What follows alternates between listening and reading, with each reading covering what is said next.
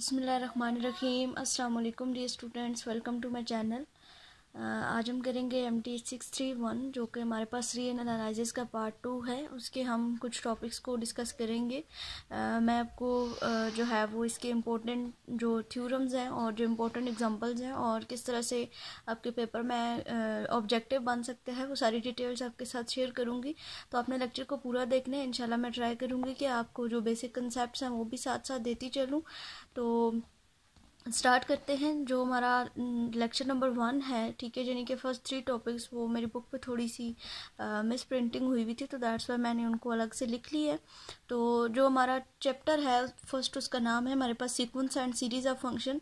अगर आपने read analysis part 1 को अच्छे तरीके से किया है, मीन्स कि अगर उसके आपको बेसिक चीज़ें आती हैं, तो आई होप सो कि आपको इसमें ज़्यादा जो है वो डिफ़िकल्ट चीज़ें नहीं लगेंगी, क्योंकि मोस्टली वही चीज़ें यहाँ पे भी रिपीट हो रही हैं, जस्ट उनको थोड़ा सा ज़्यादा मॉडिफाई किया गया है।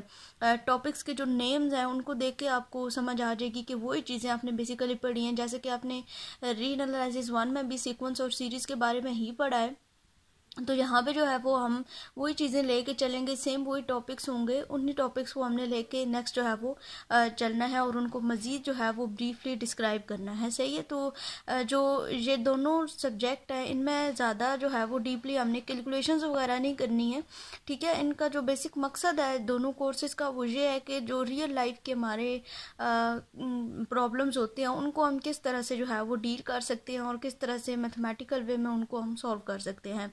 तो जो फर्स्ट चैप्टर है या जो फर्स्ट टॉपिक है आपका, उसमें जो है वो सबसे पहले आपको एक थ्योरम दिया गया है कि अगर एक सीक्वेंस है, ठीक है, if the sequence of the value f and x converges for each x in same subset s of d, यानी कि एक जो है वो आपको सीक्वेंस दिया गया है, ठीक है, उस सीक्वेंस को s कहा गया है। वो जो सीक्वेंस है, ठीक है, उसका जो एक सबसेट है उसके जो एलिमेंट्स है वो कन्वर्ज करते हैं, ठीक है।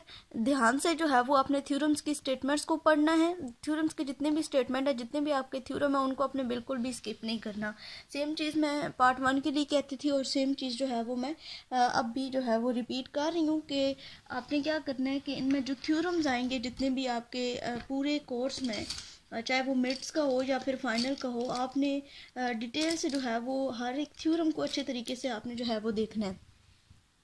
तो if a sequence of the values F and x के एक सीक्वेंस आपको दिया हुआ है, ठीक है, वो उसकी जो वैल्यूज़ है वो कन्वर्ज करती हैं फॉर ईच एक्स, यानी कि एक्स की कोई भी वैल्यू रख लें लेकिन वो कन्वर्ज करेंगी इन द सेम सबसेट।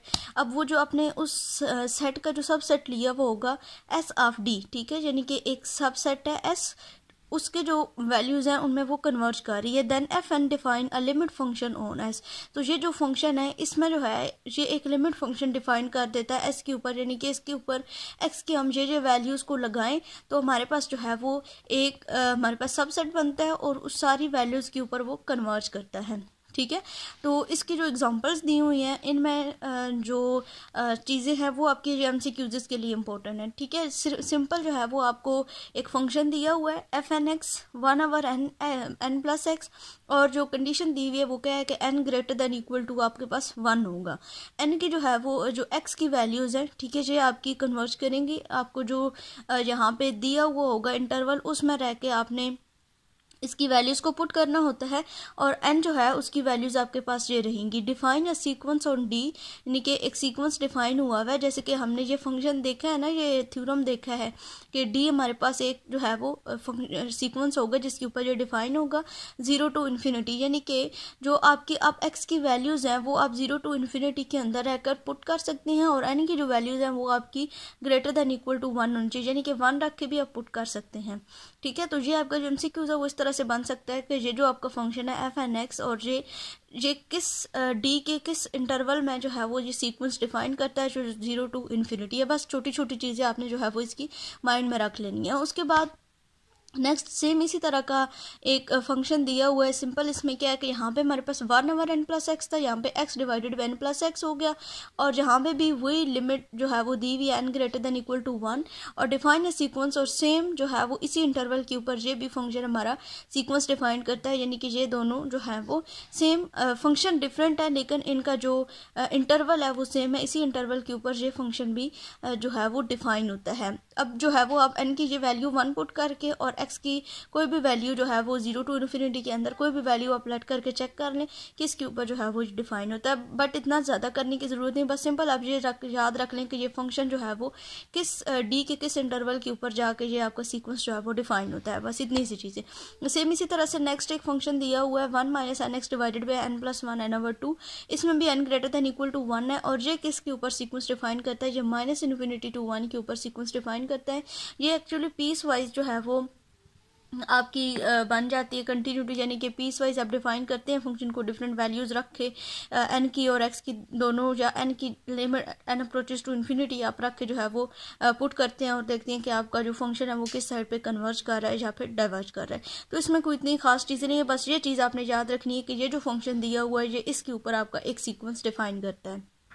उसके बाद जो हमारा टॉपिक है वो हमारे पास है पॉइंट वाइज कन्वर्जेंस का, जो कि अभी मैं आपको बात बता रही थी कि पॉइंट वाइज आपने इसको चेक करना होता है। पॉइंट वाइज मीन की डिफरेंट वैल्यूज रख के आपने उसी फंक्शन को देखना होता है कि ये किस वैल्यू के ऊपर इसकी क्या वैल्यू आ रही है, यानी कि x इज इक्वल टू या x is less than equal to या ग्रेटर देन इक्वल टू हम क्या रखें तो हमारे पास जो फंक्शन है वो उसकी क्या फॉर्म बन रही है, वो कन्वर्ज हो रहा है या फिर डाइवर्ज हो रहा है। ठीक है, तो suppose that f n is a sequence, और कन्वर्जेंस और डाइवर्जेंस हम जो है वो फर्स्ट पार्ट में यानी कि रीएनालिसिस पार्ट 1 में अच्छे तरीके से पढ़ चुके हैं। कन्वर्ज जो है वो वैल्यूज़ करती हैं जो कि उसकी डिफरेंट वैल्यूज़ आ सकती हैं, और डाइवर्जेंस तब होती है जब वो इन्फिनिटी या -∞ की तरफ आपका क्वेश्चन चला जाता है, तो उसको जो है वो आप डाइवर्ज कहते हैं। ठीक है, तो sequence suppose that f n जो है वो एक सीक्वेंस दिया हुआ है। एफ एन जो है वो हमें एक सीक्वेंस दिया हुआ है फंक्शन का ऑन डी, यानी कि डी यानी कि हमारे पास जो इंटरवल है ना उसके ऊपर, and the sequence of the values, जो हमारे पास वैल्यूज़ की सीक्वेंस है उसकी जो वैल्यूज़ है वो हमारे पास क्या है, एफ एन एक्स कन्वर्जेस, यानी कि एफ एन फंक्शन है और एफ एन एक्स जो है यानी कि एन की डिफरेंट वैल्यूज़ रख के एन अप्रोचेस टू इन्फिनिटी और एक्स की डिफरेंट वैल्यूज़ रख के converges for each x in the same subset, यानी कि उसी सबसेट के अंदर, जो कि अभी पीछे भी हमने पिछले थ्योरम में भी डेफिनेशन पढ़ी है एस ऑफ डी, यानी कि डी जो है वो हमारा इंटरवल डिफाइन हुआ है और एस जो है वो इसका आपका सबसेट है, और डिफरेंट वैल्यूज रख के आप जो है वो हर एक्स के लिए इसको कन्वर्जेंस प्रूव कर सकते हैं। Then we say that f n converges pointwise on s to the limit function f defined by, हमने अभी पीछे देखा कि जो हमारा फिर फंक्शन होता है वो इस एस के ऊपर लिमिट्स डिफाइन कर देता है, तो वो चीज़ ये है आपके पास f x is equal to limit n approaches to infinity f n x. ठीक है, यानी कि जो आपकी लिमिट्स अब अप्लाई होंगी वो आपका इस फंक्शन में जहाँ जहाँ भी एन होगा आपको दिया हुआ उसकी जगह पे आपने इन्फिनिटी पुट कर देना है, और एक्स की डिफरेंट वैल्यूज वो बिलोंग करेंगी एस के, यानी कि जो आपको यहाँ पे सबसेट दिया हुआ होगा उससे बिलोंग करेंगी आपकी एक्स की वैल्यूज। ठीक है, तो नेक्स्ट हमारे पास एग्जांपल है the sequence of the function defined by limit n approaches to infinity f n x is equal to, यानी कि अगर इन्फिनिटी जो है वो आंसर कब आएगा, जब एक्स इज लेस देन 0 होगा। ठीक है, और 1 आंसर आपका आएगा जब एक्स इज इक्वल टू 0 होगा। ठीक है, 0 आपका आंसर आएगा जब एक्स बिटवीन 0 से आपका जो एक्स है 0 इज लेस देन एक्स है। ठीक है, यानी कि एक्स जो है वो आपका इससे ग्रेटर हो जाएगा और x is greater than equal to 1, या यानी कि एक्स जो है वो 1 के या आप इक्वल रखेंगे या आप जो है वो इससे ग्रेटर वैल्यूज रखें, आपका जो आंसर है वो आपका यहाँ पे 0। ये आप आगे एग्जांपल जब हम करेंगे ना तो आपको अच्छे तरीके से इस चीज़ की समझ आ जाएगी। तो ये फंक्शन जो है वो एक दिया हुआ है, इसकी एग्जाम्पल है, इसको देखते हैं हम। ये consider the function f n x is equal to x n e की पावर माइनस एन एक्स, और x is greater than equal to 0 and n is greater than equal to 1। ठीक है, दोनों कंडीशंस हमें दी हुई। सबसे पहले अब इसी तरह के क्वेश्चन जो है वो अगर आपने अपनी असाइनमेंट को गौर से देखा हो तो इसी तरह के क्वेश्चन आपके असाइनमेंट में भी आए हुए थे।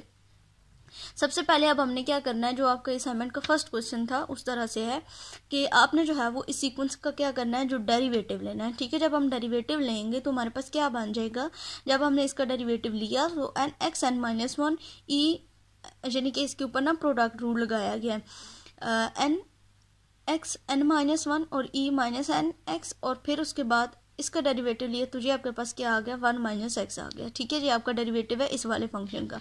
तो maximum value of n f n x on 0 to infinity is e की पावर माइनस एन, यानी कि 0 टू इन्फिनिटी में अगर हम जो है वो इस इंटरवल को पुट करें तो जो हमारे पास आंसर आता है वो क्या आता है, ई की पावर माइनस एन आता है, attained at x is equal to 1।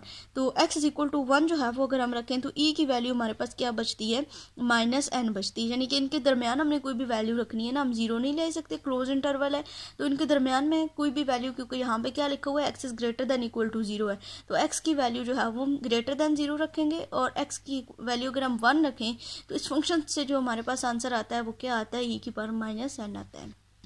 ठीक है। उसके बाद अगर हम जो है वो इसका नॉर्म लें, ठीक है, तो ये जो अब हमारा आंसर आया ना, जो फंक्शन है वो क्या है, less than equal to e की पावर माइनस n है, जब x जो है वो हमारा ग्रेटर देन इक्वल टू 0 है। तो उसी के ऊपर फिर अभी हमने जो पीछे थ्योरम देखा कि जो हमारा फंक्शन होता है वो लिमिट डिफाइन कर देता है उसी के ऊपर। तो limit n approaches to infinity f n x is equal to 0 for all x is greater than 0 and the limit function in this case is identically 0 on 0 to infinity. यानी कि अगर हम जो है वो इसमें 0 पुट कर देते हैं तो हमारा जो फंक्शन हो जाएगा वो क्या हो जाएगा, 0 हो जाएगा इस इंटरवल के ऊपर, जो कि हमें यहाँ पे इंटरवल दिया हुआ था। नेक्स्ट हमारे पास एग्जांपल है, show that the sequence of the function f n x 1 over n minus n plus x n is greater than equal to 1। अगर ये देखें तो हमने फर्स्ट जो देखी थी फंक्शन जो देखा था वही फंक्शन है, अब इसको हम सॉल्व करेंगे। ठीक है, इसमें वही इंटरवल दिया हुआ है डी का 0 to infinity, n is greater than equal to 1 और 1 ओवर n प्लस एक्स।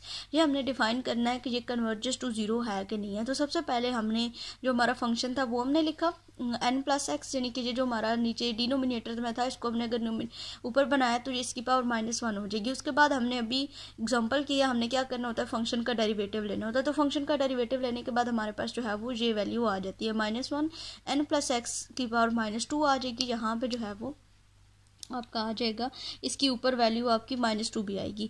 अब जो है वो हमने क्या करना होता है कि हमने ये जो हमारा लिमिट होती है, ठीक है, यानी कि जो हमारा गिवन फंक्शन होता है उसको हमने किसी दूसरे फंक्शन की इक्वल रखना होता है। ठीक है, हमने जो थ्योरम देखा, मैं आपको वो थ्योरम एक दफ़ा फिर से दिखा देती हूँ, जो हमने थ्योरम देखा था ये वाला। ठीक है, यानी कि एफ ऑफ एक्स किसकी इक्वल होगा, जो आपका लिमिट है n approaches to infinity f n x, ये एफ ऑफ एक्स जो है वो इसकी इक्वल होता है। जो फंक्शन दिया हुआ है ना उसकी इक्वल आपका एफ ऑफ एक्स आ जाएगा। तो सेम वही चीज़ जो है वो हमने यहाँ पे अप्लाई की है।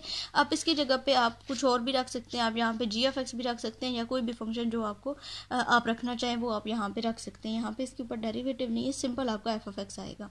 तो यहाँ पे आपका क्या हो जाएगा, limit n approaches to infinity, वही थ्योरम हमने यहाँ पे यूज़ किया, इक्वल टू 0।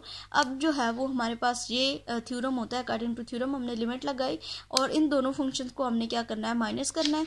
तो जो हमने लिमिट अप्लाई करने के बाद जो हमारा आंसर आया था वो क्या आया था, -1 ओवर n प्लस एक्स, और क्योंकि हमने कहा कि ये 0 की इक्वल है, ठीक है, तो इसकी जगह पे हमारा क्या आ जाएगा, यहाँ पे 0 आ जाएगा।